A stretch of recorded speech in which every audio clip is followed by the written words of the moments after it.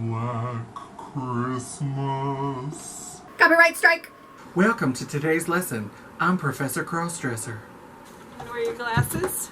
Literally, for one sad little joke. Hello, Champagne Dreamers. Welcome back to my channel. I'm your girl, Miss Jaye, the trash queen of glam, geek, and gore. And for today's video, did you think Halloween was over? Did you think we were done with spooky time? No, bitch. There are some great holiday-themed horror movies, and so for today's video, I want to talk about all three versions of Black Christmas. That's right, bitch. The call is coming from inside the house. The original Black Christmas is an early slasher classic, and the remakes have certainly taken it in very interesting and not always entirely successful direction. So if you're excited to get into some holly jolly horror, stick around because we're getting into it right now.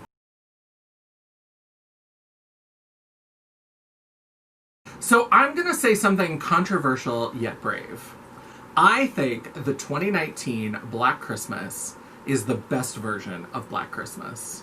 Fight me, bitch. Bring on the nerd rage. I know a lot of people disagree with me. A lot of people really panned the 2019 Black Christmas remake. But hear me out. We're going to talk about why I think it's the best. I don't necessarily think it's the best as a horror movie. But in terms of horror that presents social issues and social commentary, I think it's actually brilliant. And I think that it is much better than it gets credit for.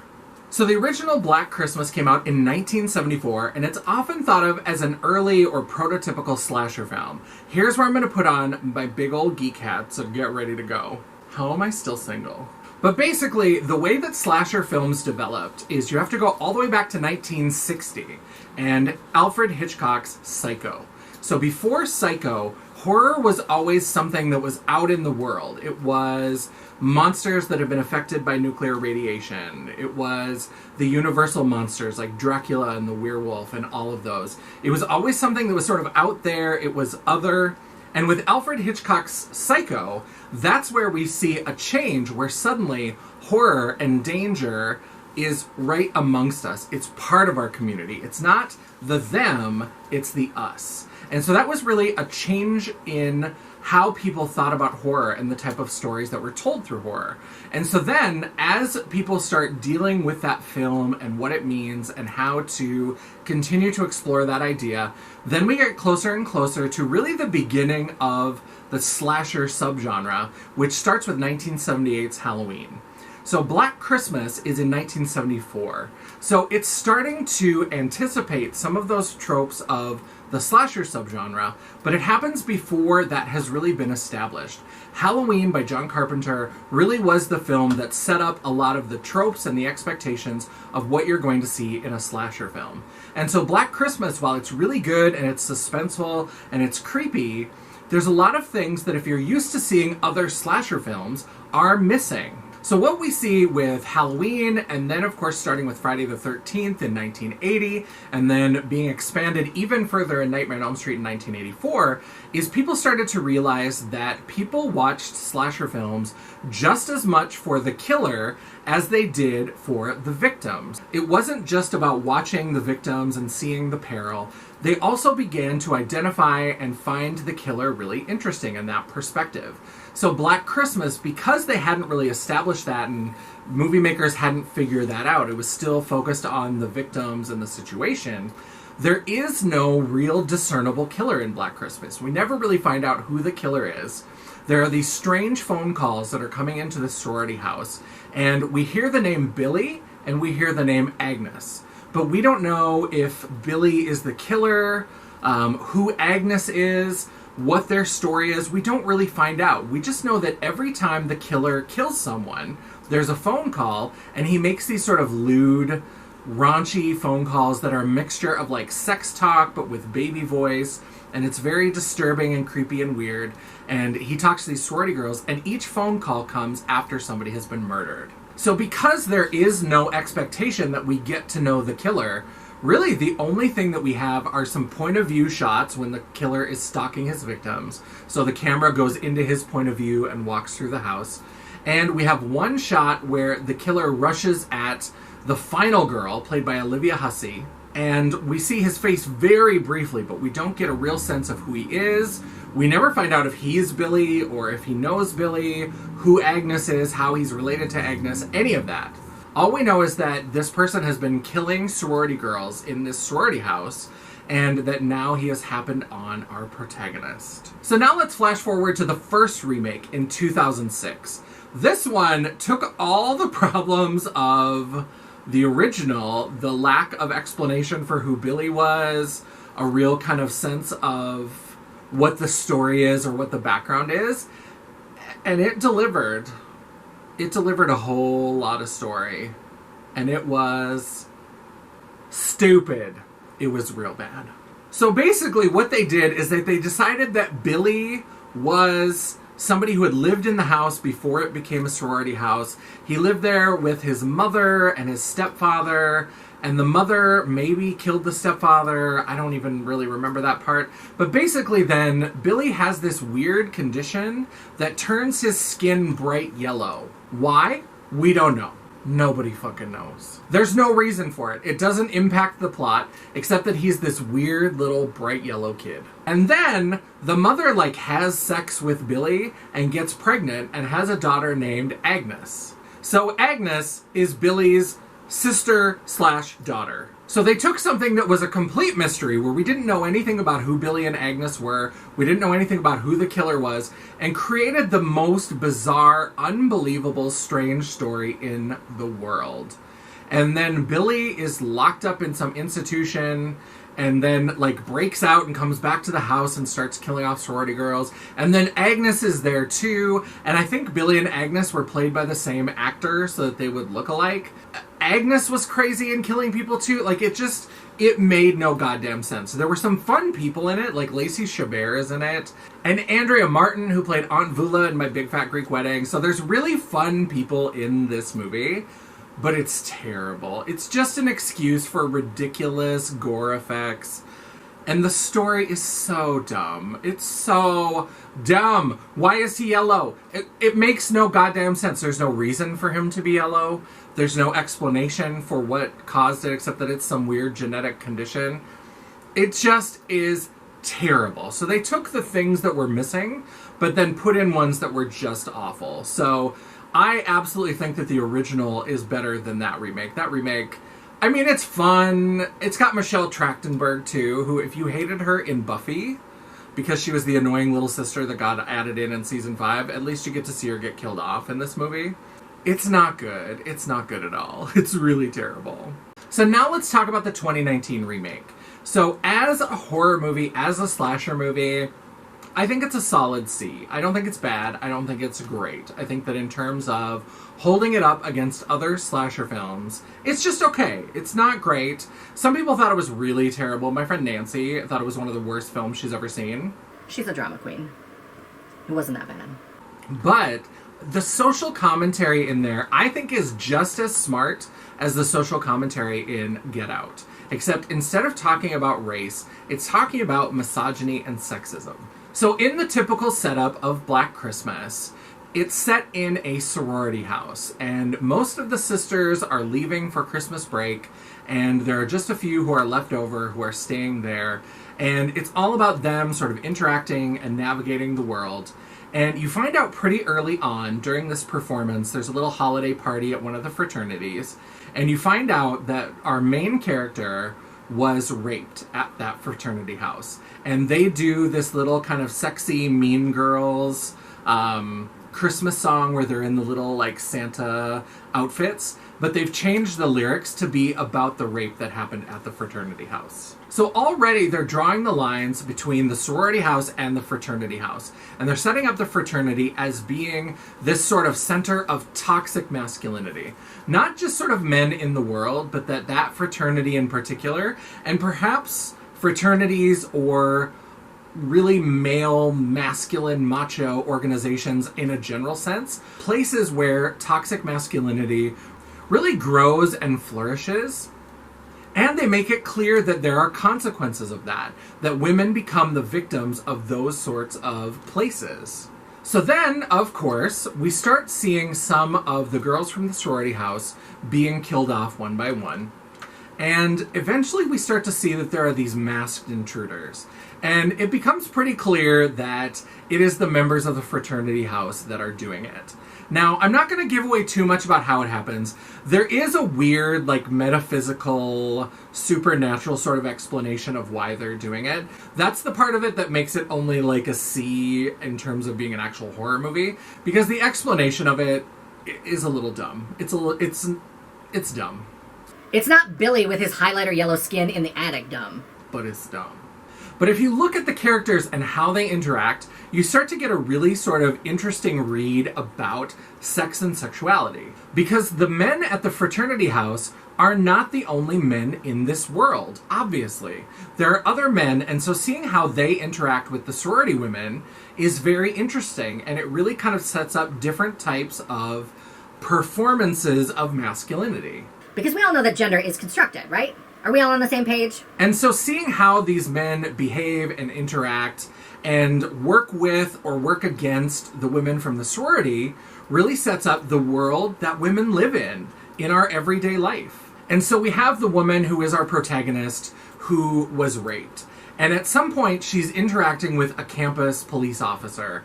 And he's, like most police officers in most horror films, he's kind of ineffective, and eventually he gets dispatched pretty easily. He represents that authority figure that doesn't want to believe female experiences. He doesn't want to believe the story that she's telling him. And that, when you consider that it's coming from somebody who's been established as a rape victim, really kind of talks about that experience of being a victim of male violence and not being believed, not being listened to. Now, there's also a woman at the sorority house who has a boyfriend who's always kind of hanging out with them. So when they're getting ready for the holiday party, he's not with the fraternity men. He doesn't belong to that fraternity. And he sort of hangs out with the women. And he, takes photos for them. And he's the, supportive boyfriend. He's supposed to be that well-meaning white liberal. And so he's a great guy, right? Wrong. Again, without giving away too much of the ending, there's this supernatural thing, and it basically amounts to mind control. And so what happens with the boyfriend, who they call Smush? There's something that I thought was really interesting about the fact that they gave him this really sort of infantile nickname. They called him Smush. That was just really kind of fascinating about the ways that they constructed his masculinity. Because then once the spell kind of takes hold, and people start to be taken in by this power that's being harnessed by these fraternity members, Smush starts to be affected, and he becomes really aggressive with his girlfriend. At one point, he, yanks her, and it's sort of implied that he's becoming abusive. And he's yelling at her, he's really sharp, and he starts trying to take charge. So he is representative of the type of men who are woke men, right? The nice white liberal guy who is all down with the cause. But when push comes to shove, and when things are under pressure, he reverts to that toxic masculinity. And so this spell that's happening with these fraternity members is really meant to be sort of a metaphor about masculinity in our society. That it's not about individual men. Yes, people like Smush can make the choice every day to try to be a better person and try to behave in ways that are better and admirable.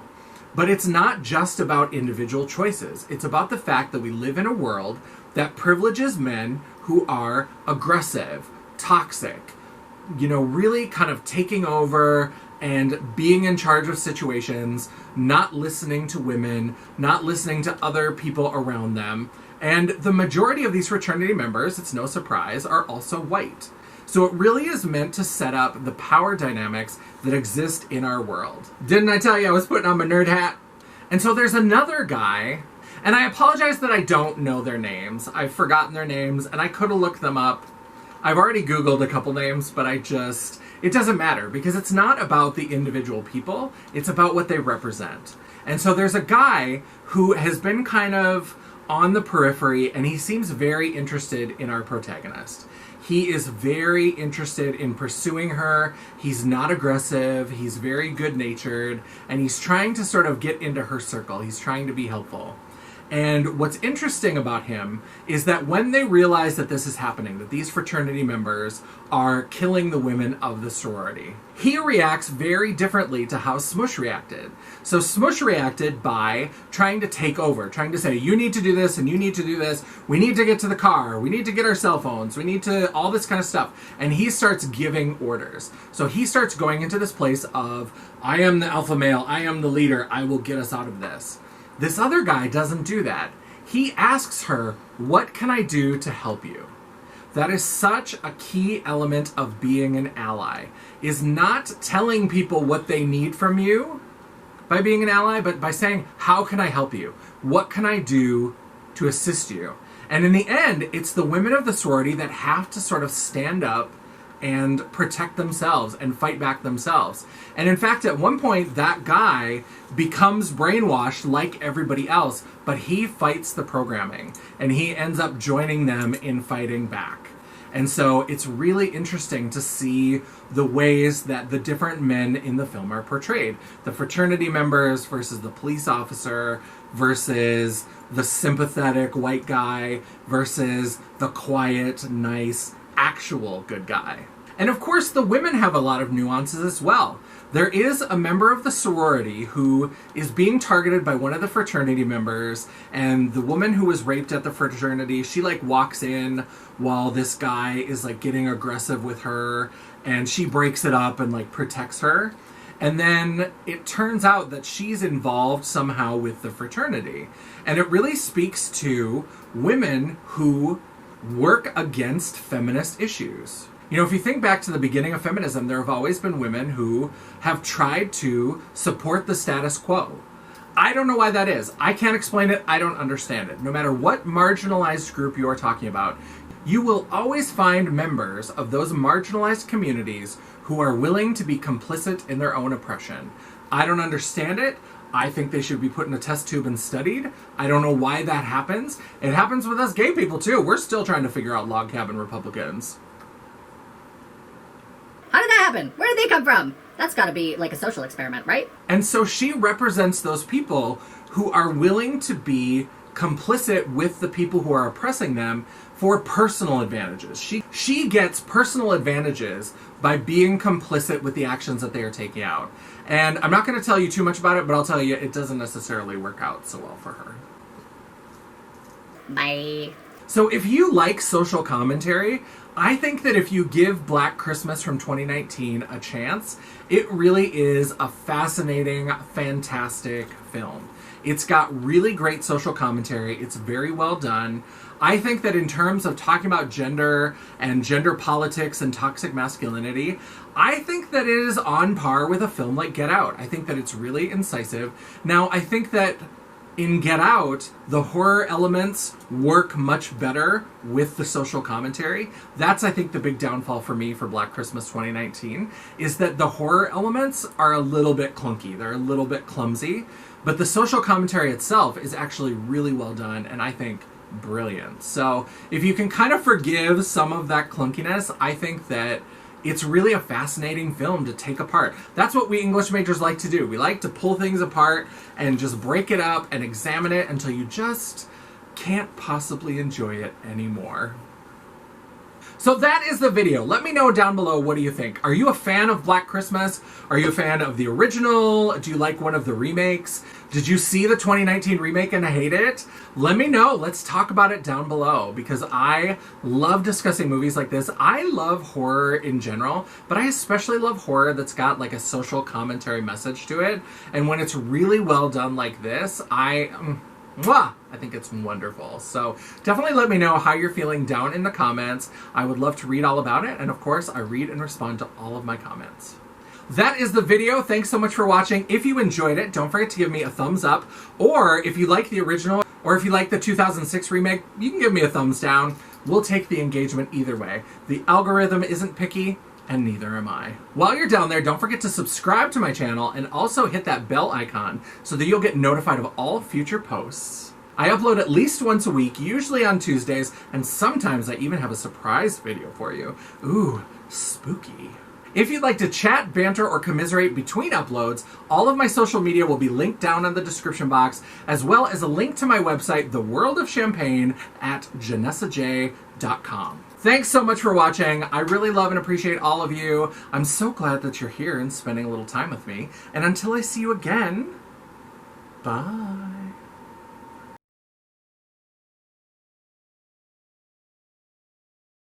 Oh, your jokes are just amazing. They're the best. That's right, bitch. The call is coming from inside the house. I felt that was stumbling. The house. The house.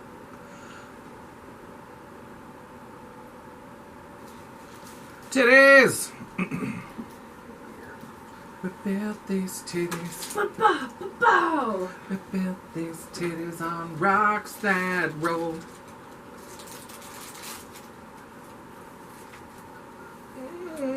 Big hair. Okay. Well, hello. How are you doing, ma'am? Oh, the nipples are making their way around. They're trying to sneak in. I'm Miss Jaye, your trash queen of glam, geek, and gore. And, and I've got cheese curds in my throat. That's fine. This intro. Rona. Hello, Champagne Nightmares. It's your girl, Miss... What is going on? Hello... How do I say it? When my lash gets in my eye. Fun people in it, like Lacey Chabert is in it, and... Who is that woman? My big fat Greek wedding aunt. Aunt Vula. Andrea Martin. Places where toxic masculinity really glows. Really glows? Just dump all the shirts up. And take a look at them. Get them out of the bag! There we go. Pretty girl. Spanking titties into place. Titties. Okay. This titties is nothing but trouble. That's right. Well-meaning white liberal.